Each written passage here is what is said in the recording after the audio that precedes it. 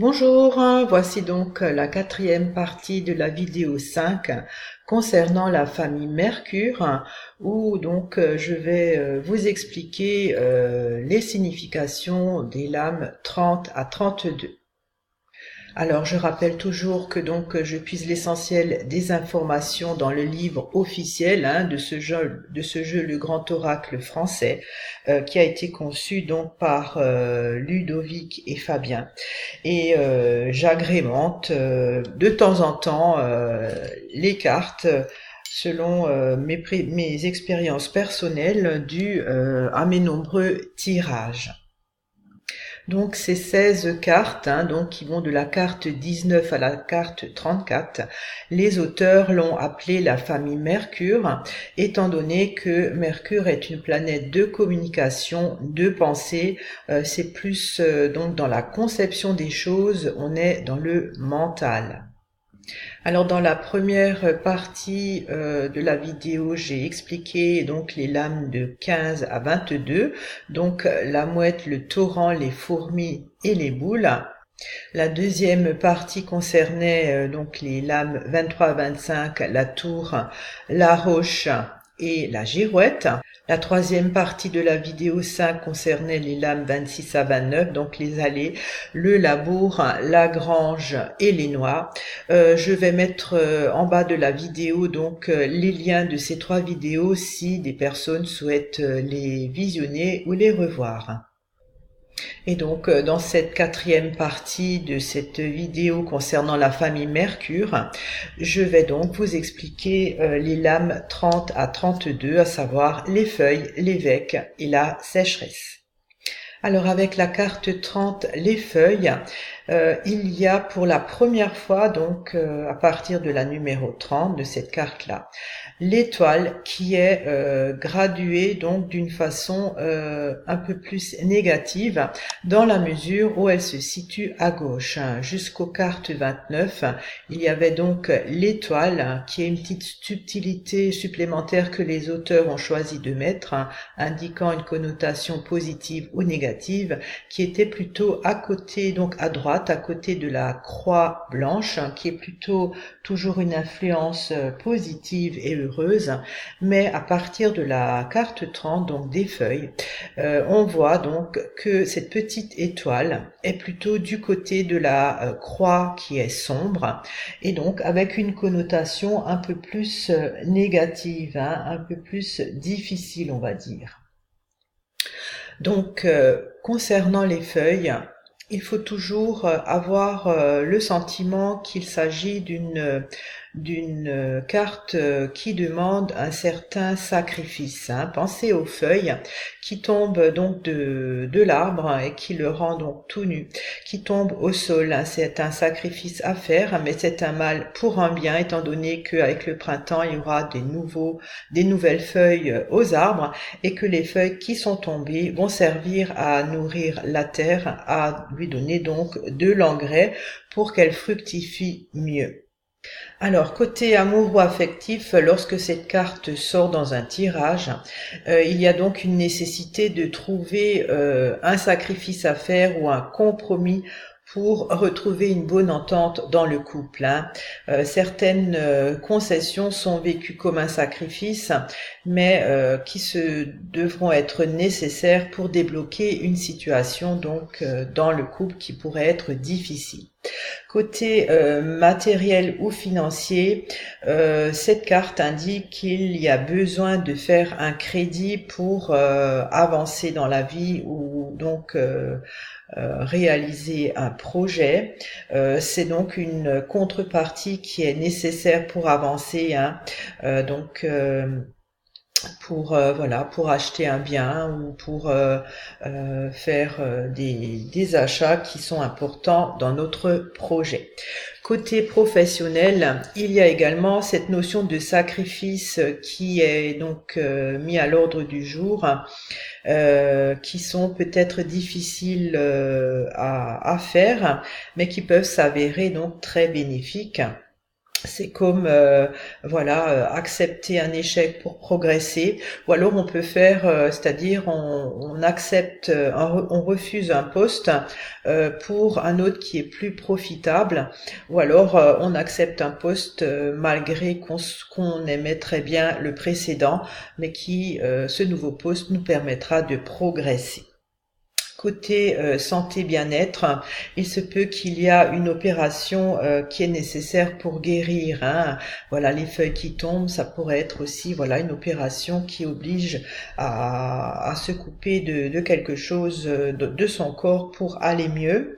Il y a également possibilité de prendre une résolution nécessaire pour la santé, hein, comme une nourriture plus stricte, ou alors arrêter le tabac pour sa santé. Donc les mots clés à retenir pour cette carte, hein, c'est toujours compromis, nécessité, sacrifice, utilité, un mal pour un bien, une priorité. Alors avec la carte 31, c'est la carte l'évêque. Donc vous voyez là l'étoile avec les feuilles, donc c'était tout à droite de la croix sombre, mais là avec l'évêque il y a donc la croix qui est déjà au milieu, donc c'est un cran qui s'approche un peu plus du côté sombre de la croix, donc un peu plus négatif, hein. C'est-à-dire que cette carte amène une restriction qui est peut-être plus difficile à vivre. Alors, quand cette carte apparaît dans un jeu, c'est toujours un personnage, une autorité qui a un pouvoir, hein, sur nous au point de vue légal. Ça peut être le patron, ça peut être un avocat, ça peut être le juge, ça peut être le banquier, hein, si on a fait une demande de prêt. En tout cas, c'est quelqu'un qui a un pouvoir de décision sur nous côté légal. Donc ça parle de hiérarchie, ça parle de supérieur, ça peut aussi être le tuteur, hein, si quelqu'un est mis sous tutelle, c'est le tuteur. En tout cas, c'est un personnage officiel, ça peut aussi être un fonctionnaire d'État comme un ministre ou alors le maire. C'est donc quelqu'un qui a une certaine responsabilité et une autorité sur nous, hein.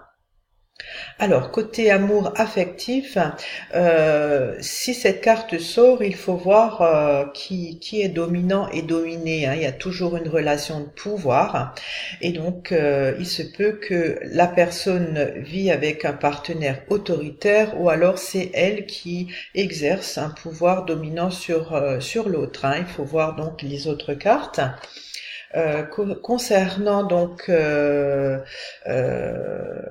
côté amitié ou affection, il se peut aussi que la personne soit en couple avec un supérieur hiérarchique, hein, si c'est dans le travail. Il y a également une tendance à imposer les choses. Côté matériel et financier, il y a une certaine perte d'autonomie de ce côté-là, hein. Voilà, si on est mis sous tutelle ou sous curatelle, on ne peut plus faire ce qu'on veut avec notre argent. Donc, il y a quelqu'un qui décide à notre place. Il y a toujours, comme je vous ai dit, un rapport officiel avec un personnage en relation avec les finances, hein, le banquier. Ça peut être aussi le juge, hein. Voilà, si vous avez un jugement de tutelle ou qui impose des choses financières. C'est donc quelqu'un qui donne un ordre, ou alors la personne donne un ordre, ça dépend donc des cartes avoisinantes, donc de la gestion financière. Côté professionnel, cette carte, quand elle sort, peut indiquer une influence du supérieur hiérarchique, ou alors c'est une profession qui est liée à l'encadrement, hein. Côté santé ou professionnel, cette carte indique toujours un rapport, hein, qui est rigoureux avec la santé, hein, où il y a exigence de vie, c'est-à-dire où la personne doit respecter un régime bien strict, ou de faire un sport pour que la santé soit donc bien soit bien pour elle, hein. Il y a une certaine psychorigidité également lorsque cette carte sort, soit pour la personne donc concernée ou alors avec les autres, hein, c'est-à-dire qu'elle a aucune tolérance par rapport aux autres. Donc les cartes, les mots-clés à retenir pour cette carte 31, l'évêque, c'est donc autorité, hiérarchie, donc pouvoir de décision légale sur soi. C'est donc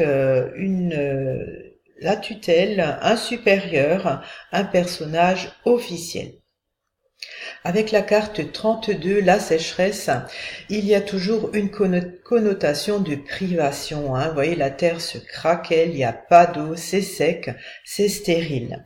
Donc il y a toujours une certaine insuffisance, un manque, une absence de quelque chose, une pénurie, il y a beaucoup de frustration, hein.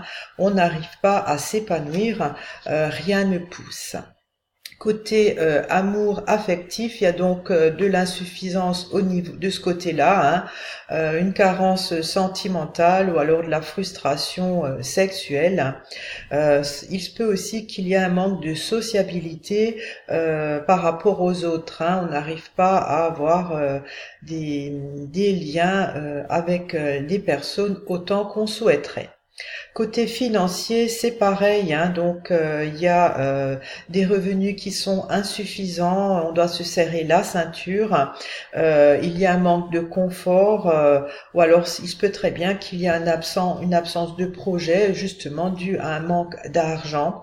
Il se peut aussi qu'il y ait, par exemple, que la personne vit au-dessus de ses moyens, hein, c'est-à-dire qu'elle dépense plus qu'elle ne gagne et que du coup, ça manque.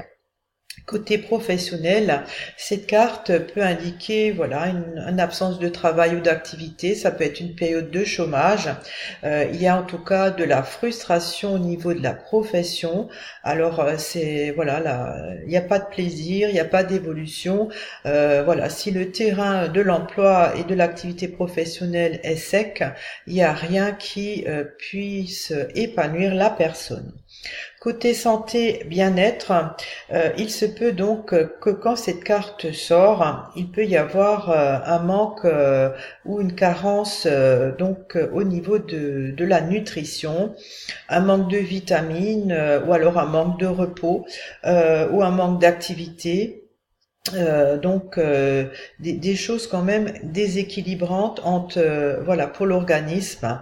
Il se peut aussi que la personne soit insensible, hein, qu'il n'est pas du tout dans l'émotion, hein. C'est sec, la sécheresse, on n'éprouve rien, hein.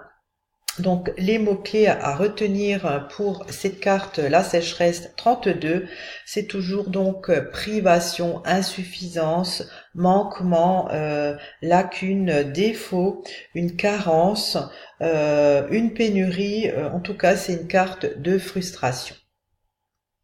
Voilà, j'ai terminé pour cette quatrième partie de la vidéo 5 concernant la famille Mercure. J'espère que cela vous a enrichi, que cela vous a donc intéressé, et je vous dis à très bientôt pour la dernière partie, hein, pour les cartes 33 et 34. À bientôt, au revoir.